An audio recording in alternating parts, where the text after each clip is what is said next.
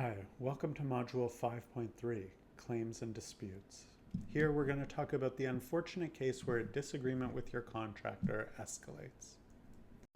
As always, we'd like to thank Canada Mortgage and Housing Corporation for their support of this course through the project Community-Led Design for Specialized Housing in the North, and acknowledge the partnership that makes the certificate possible between Together Design Lab at Toronto Metropolitan University, Nishnawbe Aski Nation, the Faculty of Community Services at Toronto Metropolitan University, and WASA Distance Education Centre. There are three guiding questions that will take us through this module.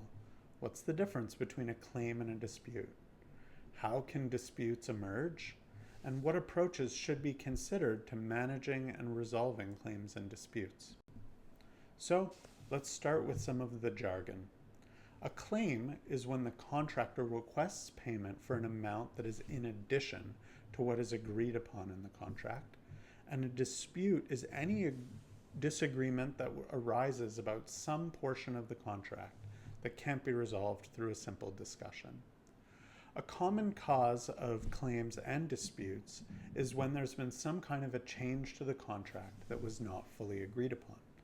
You'll remember in our last module, we talked about when contracts need to be amended and different avenues for doing that. Unfortunately, when those pathways aren't followed through right to their completion and amendments added to the contract, it can often lead to a claim or dispute.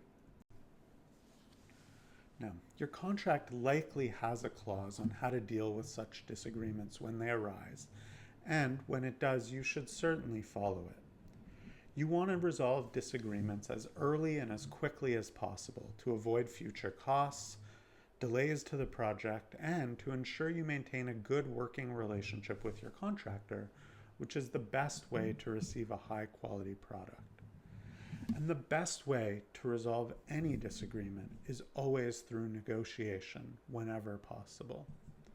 But if negotiation fails or seems to be failing, you are going to want to advise your legal counsel as quickly as possible, who will be able to advise you and protect you from any risk or liability.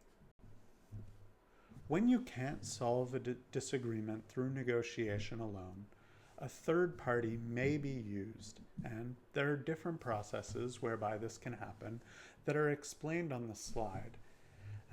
They are mediation, arbitration, and litigation, and those kind of go in order of complexity, cost, and level of involvement. Now, you of course always want to try to solve a disagreement, as I said, first through negotiation, and then working your way through this hierarchy to try to find the quickest, most cost-effective way to get your project back in line and reduce overall risk to the project. This module has given you a quick overview on some of the ways that claims and disputes can arise and how to manage them. But if you'd like to learn anything more, some references are given on screen here. Thank you.